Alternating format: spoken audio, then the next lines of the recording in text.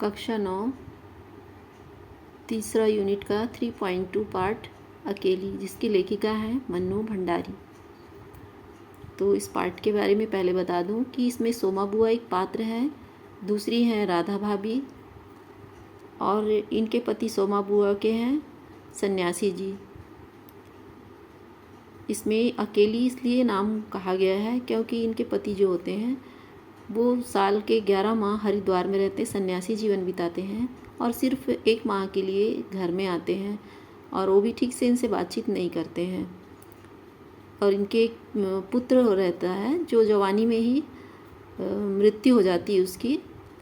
तो इसी सदमे में उनको इतना दुख लगता है उनके पति को कि घर द्वार छोड़ के सन्यासी हो जाते हैं। तो ज़्यादा समय सोमा बुआ अकेली रहती हैं, तो कहा गया परित्यक्ता। अब मन्नू भंडारी का हम लोग जीवन परिचय देख लेते हैं।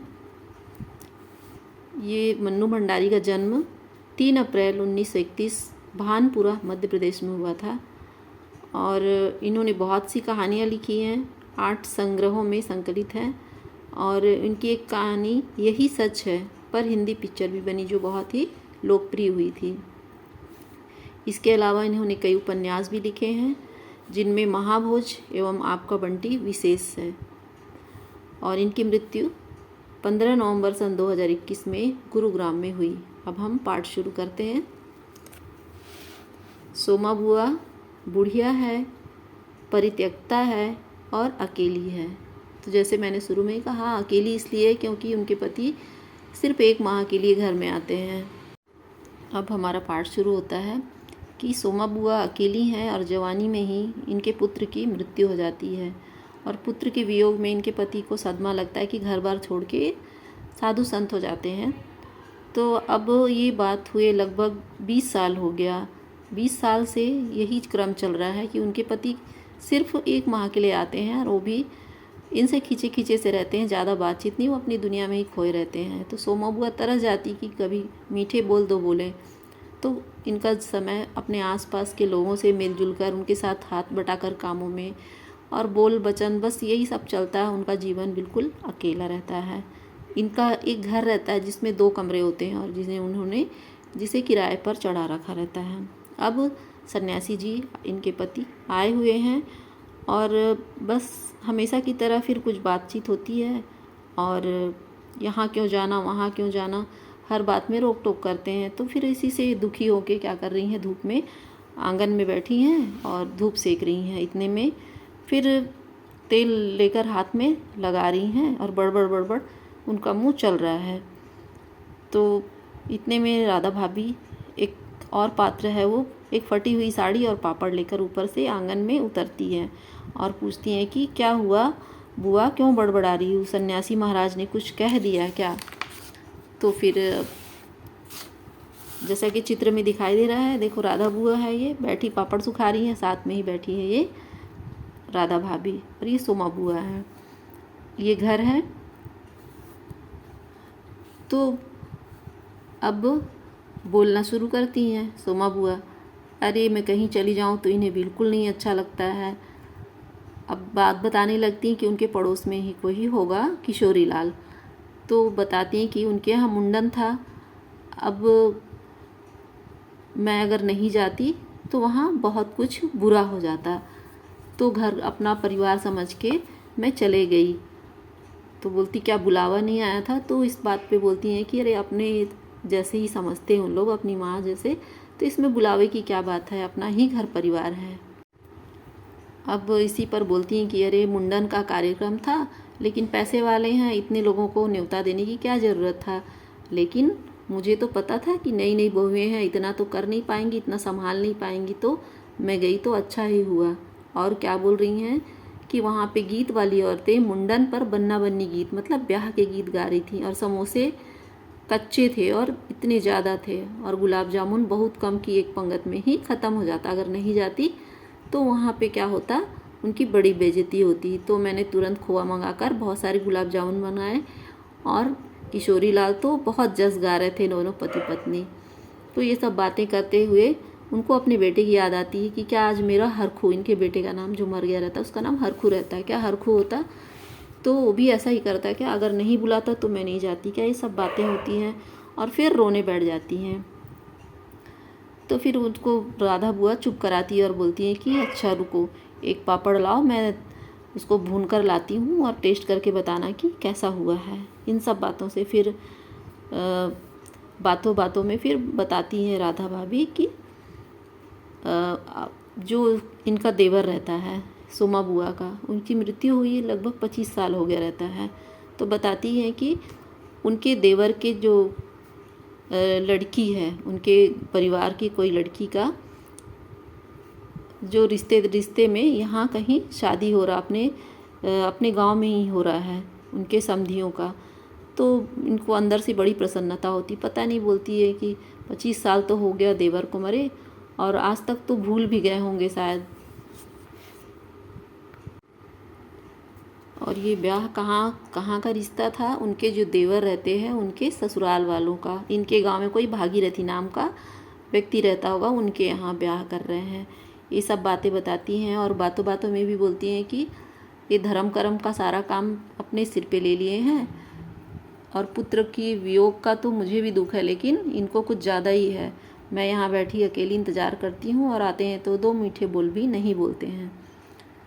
तो सारी बातें होती हैं। फिर अब राधा भाभी इनका मन रखने के लिए बोलती है कि अरे आपको कैसे भूल सकते हैं देवर जी के यहाँ, देवर जी को मरे ठीक है, फिर भी आपको आप तो परिवार की हैं, आपको बुलाएंगी ही। तो ये मन ही मन बहुत ही खुश होती है। अब इनको समझ में आ जाता है कि ब्याह है, अब बुलाएंगे ही, लेकिन इन्हें सब भूल गए रहते हैं।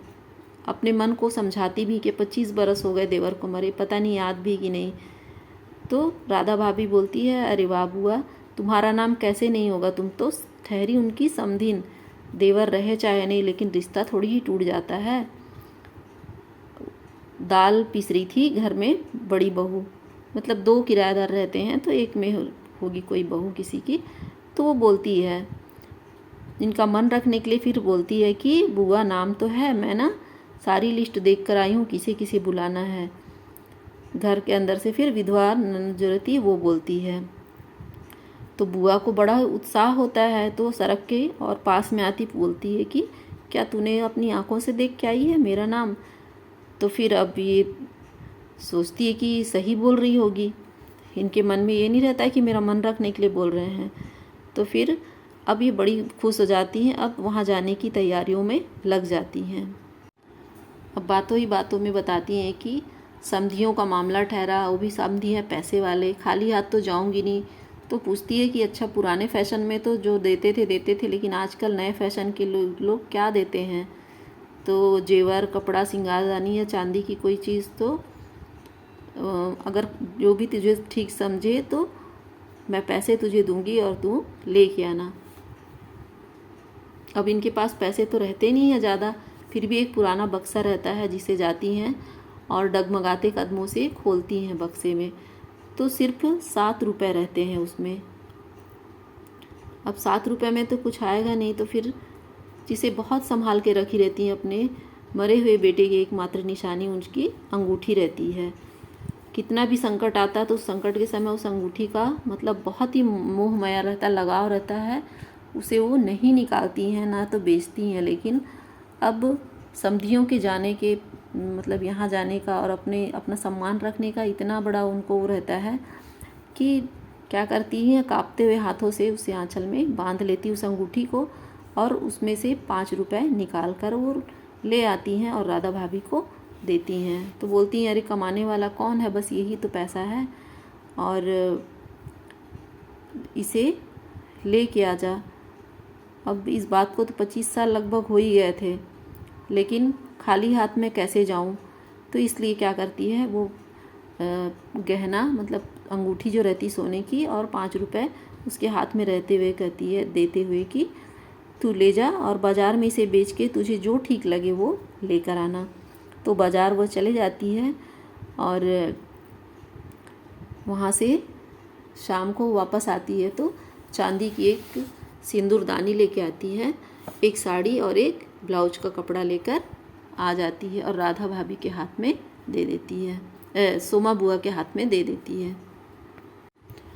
अब सोमा बुआ अपना पुराना दुख दर्द भूल के समधियों के यहाँ जाने की तैयारी कर लेती है। अब बोलती है कि अगर मैं दूंगी तो मेरी प्रशंसा करेंगे, कितनी खुश होंगे उन लोग। और जो अंगूठी बेचने का जो गम था वो भी लगभग चला गया था। अब क्या करती, जल्दी जल्दी पास वाले बनिया के यहाँ जाती हैं और पीला रंग लाकर उन्हें रात में साड़ी को रंग देती है। सोचती कि सफ़ेद साड़ी पहन के जाऊंगी तो अच्छा नहीं लगेगा। तो फिर देखती हैं सुखा कर कि ये साड़ी में कुछ चमक नहीं आई। तो पूछती है कि अरे राधा, तू भी तो रंगी हुई साड़ी पहनती है ना, बड़ी चमक रहती है इसमें, लेकिन मेरी साड़ी में तो चमक नहीं आई। तो क्या बोलती है, अरे अम्मा रुको, थोड़ा सा माड़ निकाल के देती हूँ और उसे लगा देना, कलफ कर देना। अभी तो 5 बजे शाम का मुहूर्त है, अभी बहुत समय है। और मन ही मन मुस्कुराती रहती है वो।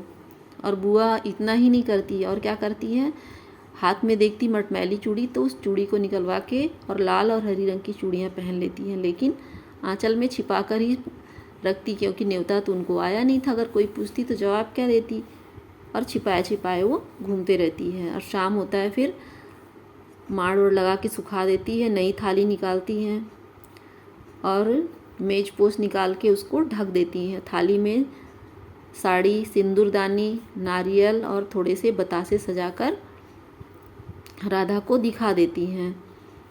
अब सुबह से जो सन्यासी जी इनके पति रहते हैं देखते रहते हैं इनकी तैयारी सोमा बुआ की, तो उनको समझ में आ जाता है कि बिना बुलाए फिर से चली जाएगी। तो बार बार उन्हें क्या बोलते हैं कि इस बार तू बिना बुलाए नहीं जाना। तो क्या बोल रही है, अरे मैं क्या पागल थोड़ी हूँ कि बिना बुलाए ही चले जाऊँगी समधियों के यहाँ। अब उनको जाने का बड़ी बेसब्री से इंतज़ार होता है, लेकिन कोई बुलावा तो आया नहीं रहता है। समय पूछते रहती है तो दोपहर के लगभग 3 बजे हो जाती है। और बार बार वो छत पे जाके देखती, क्योंकि घर के पीछे से गली गई रहती है और वहीं से बारात होके जानी रहती है। और फिर पूछती है, अरे कितने समय हो गए। तो राधा बोलती है 3 बजे हैं। तो सर्दी में दिन का पता ही नहीं लगता, देखो तो सारी धूप छत में सिमट के रह गई, मानो शाम हो गई है। फिर मुहूर्त तो 5 बजे का है, अपने मन को समझा के बोलती हैं 4 बजे तक भी जाऊंगी, अभी तो ठीक है 3 ही बजा है। मतलब उनको लगता है कि शायद अब भी मुझे बुलावा आ जाए, यही बोल के अपने मन को समझाती रहती हैं। उनका मन घर में बिल्कुल भी नहीं लगता। अब छत में जाके टकटकी लगा के वो गली की ओर देखते रहती हैं। अब वो कितने समय से देख रही थी पता नहीं, उतने में 7 बज जाते हैं उनको खड़े खड़े, उनको समय का पता ही नहीं चलता है। तो राधा ऊपर से देखती है कि दीवार से सटी हुई और गली की ओर मुँह किए कुछ परछाई सी दिख रही है। तो उसे बहुत ही दुख होता है, समझ जाती कि बुआ है और इतनी सर्दी में बाहर खड़ी है। तो बोलती है, बुआ आज खाना नहीं बनेगा क्या। तो अचानक से फिर उनको लगता है कि हाँ आवाज़ दे रही है, और उनको लगता है इतना शाम हो गया है। उनको तो ख्याल ही नहीं रहता है कि मैं गली में झांक रही हूँ कब से। तो 7 तो बज चुके हैं। बुआ फिर जैसा इन्हें नींद से जागे वैसा ही, और 7 बज गए हैं। फिर अपने आप को समेटते हुए बोलती हैं, 7 कैसे बज सकते हैं, मुहूर्त तो 5 बजे का था। और एकाएक फिर सब स्थिति को समझते हुए क्या करती हैं, वो बोलती हैं, अरे खाने का क्या है, अभी बना लूँगी, 2 जनों का तो खाना है, क्या खाना और क्या पकाना। फिर अब उन्हें समझ आ जाता है कि मुझे बुलावा नहीं आएगा, और अपने मन को मार के फिर सूखी हुई साड़ी को उतारते हैं और नीचे जाके तह करके रखती हैं। और धीरे धीरे अपने हाथ की चूड़ियों को भी हटा निकाल कर और सारा थाली में जो सजाया हुआ सामान था बड़ी जतन से फिर उसको उसी पुरानी संदूक में ले जाकर रख देती हैं, और बुझे हुए दिल से फिर अंगीठी जलाने बैठ जाती हैं। तो ये सोमा बुआ जो पात्र है अकेली, तो अकेली रहती है बिल्कुल, लास्ट समय तक अकेली ही रहती हैं। तो इसीलिए इस पार्ट का नाम अकेली रखा गया है। ये पार्ट हमारा समाप्त होता है। मेरे चैनल को सपोर्ट करने के लिए शेयर करें और इसे सब्सक्राइब ज़रूर करें।